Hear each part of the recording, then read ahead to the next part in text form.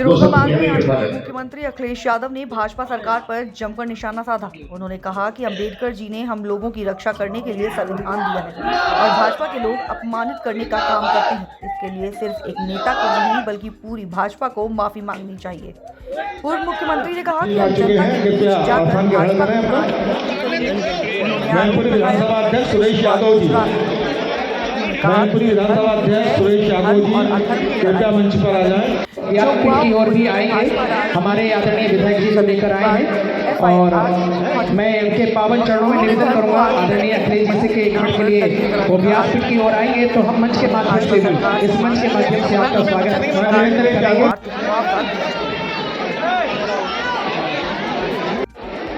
ये खोदने वाले लोग भारत के तुम नीचे कर लियो सौहार्द को खोदेंगे और पहले भी गलत, क्योंकि जब हमारे देश में प्लेसेस ऑफ वर्शिप एक्ट पहले से मौजूद है और प्लेसेस ऑफ वर्शिप एक्ट इस बात की पाबंदी लगाता है कि किसी तरह की चीजों में इस तरह के सर्वे, इस तरह की खुदाई के काम न हो। लेकिन भारतीय जनता पार्टी जानबूझ करके इन मसलों को इसलिए उठा रही है क्योंकि किसान के सवाल पर वो बात नहीं करना चाहते। भारतीय जनता पार्टी से किसान ये पूछेगा कि आपने तो किसान की आय दोगुनी की बात की थी, लेकिन किसान आज भी तकलीफ और परेशानी में है। जिस समय उसे डीएपी चाहिए था, डीएपी उपलब्ध नहीं था, खाद उपलब्ध नहीं थी, जो बीजों की कीमत बढ़ी है, कीटनाशक दवाइयों की कीमत बढ़ी है और बिजली का बिल लगातार बढ़ता चला है। जो सिंचाई से लेकर के तमाम इंतजाम थे वो सरकार करने में नाकाम रही है और अगर फसल तैयार भी किसान कर रहा है तो उसको कीमत कहाँ मिलेगी उसके लिए कोई इंतजाम सरकार नहीं कर रही। और जितने बड़े पैमाने पे बेरोजगारी बढ़ती चली जा रही है, 10 साल हो गए उनको दिल्ली में, उत्तर प्रदेश में भी 7 साल की सरकार हो गई। अगर हम 17 साल का हिसाब किताब लगाएं, इस सरकार ने बेरोजगारी बढ़ाई है, न नौकरी है न रोजगार है। तो इन तमाम सवालों से ध्यान हटाने के लिए जानबूझ करके सरकार इस तरह की खुदाई के कार्यक्रम कर रही है। और आज अगर भारतीय जनता पार्टी के अंडरग्राउंड जो पॉलिसी बनाते हैं, ये पाइपलाइन जो अंडरग्राउंड पड़ती है, उसी तरह भारतीय जनता पार्टी की विचारधारा अंडरग्राउंड अंदर ही अंदर काम करती है। ये बात पहले भी कहनी चाहिए थी। लोगों की जान चली गई, लोगों के घरों में छापे पड़ रहे हैं, बिजली के नाम पर 2-3 हज़ार लोगों के यहाँ FIR दर्ज हो गई। अगर ये बात गलत थी भारतीय जनता पार्टी की तो जान तो वापस नहीं ला सकते, उन्हें मुआवजा देना चाहिए उन गरीब परिवारों को। और जितने भी झूठे मुकदमे लगे हैं, चाहे वो सांसद पे हो चाहे किसी को, सब वापस देना चाहिए।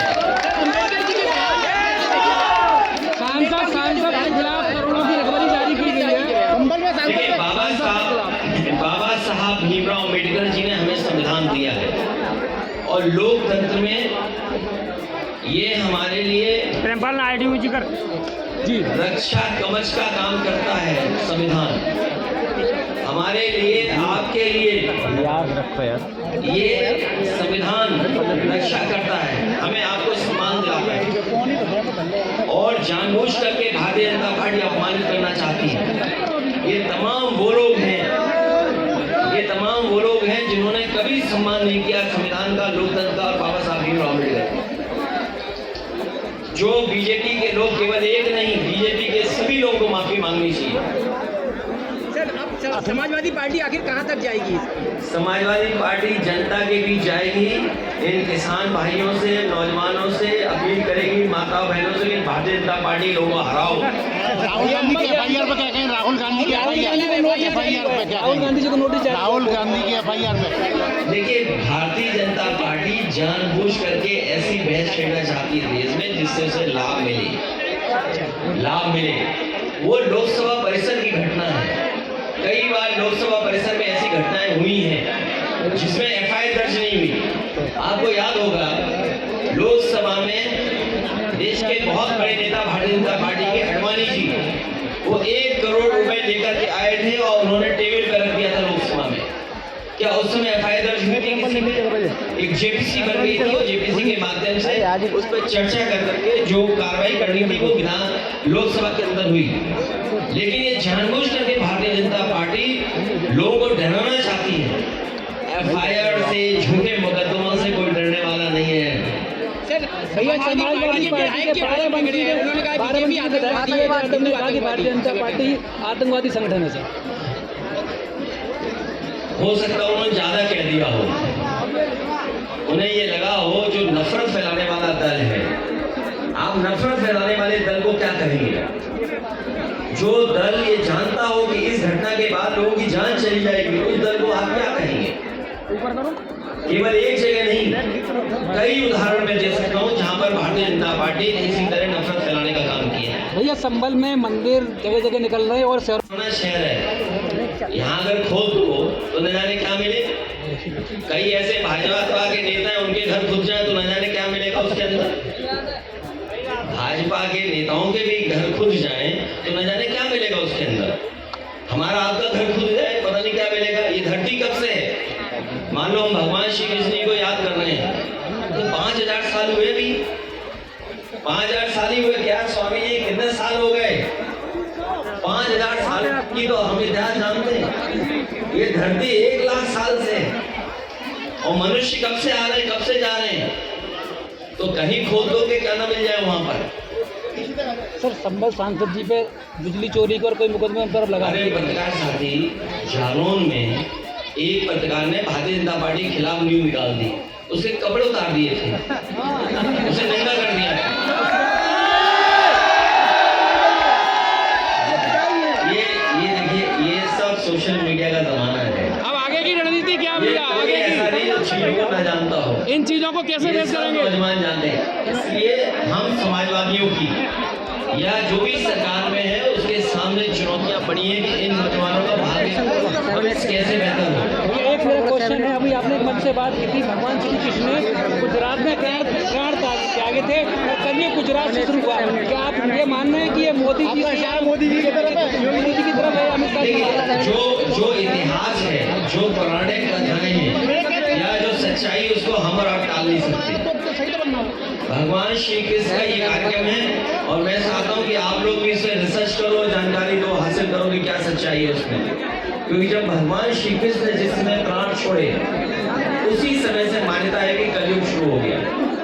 और वो स्थान जहाँ पे भगवान श्री कृष्ण ने प्राण छोड़े वो गुजरात में है, सोमनाथ के बगल में है।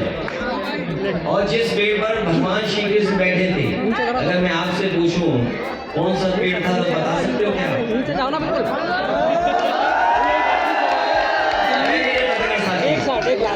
ये दिल्ली से इसको व्हाट्सएप में सवाल आ रहे हैं, बताइए।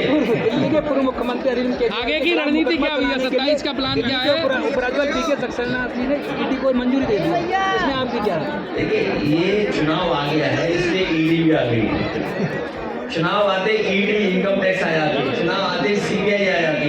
ये कौन सी नई बात है? सब जानते हैं ये बात। सर समाजवादियों की अब क्या रणनीति है? हमारी रणनीति ये है कि नौजवानों का साथ लें, किसानों को जागरूक करें, माता बहनों को भविष्य में हम लोग सम्मान देंगे।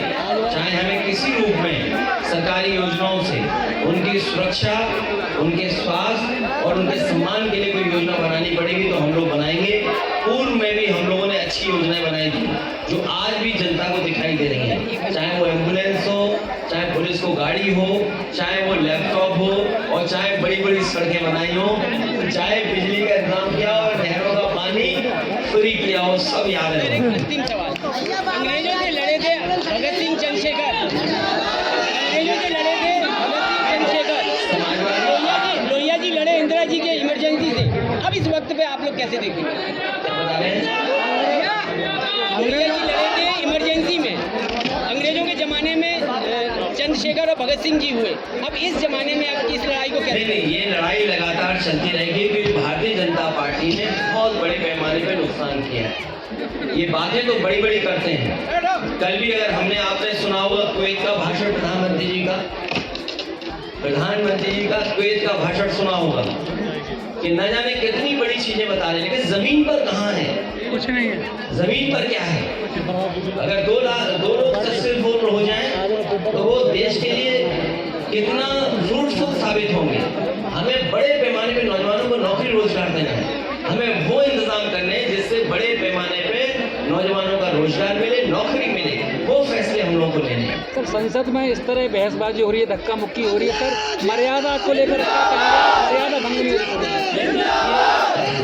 ये सत्ता पक्ष में जो सरकार के लोग हैं उनको सोचना और समझना चाहिए था। सरकार रास्ता निकालती है, स्पीकर के माध्यम से अगर कोई ऐसी घटना हुई थी तो सभी पॉलिटिकल पार्टी के लीडर्स को बुलाया जा सकता था, बात की जा सकती थी। लेकिन आप बहानेबाजी देखिए उनको, ये सब जानते हो आप बहानेबाजी थी। और कई लोगों ने ऐसा कहा है कि ऐसा ड्रामा तो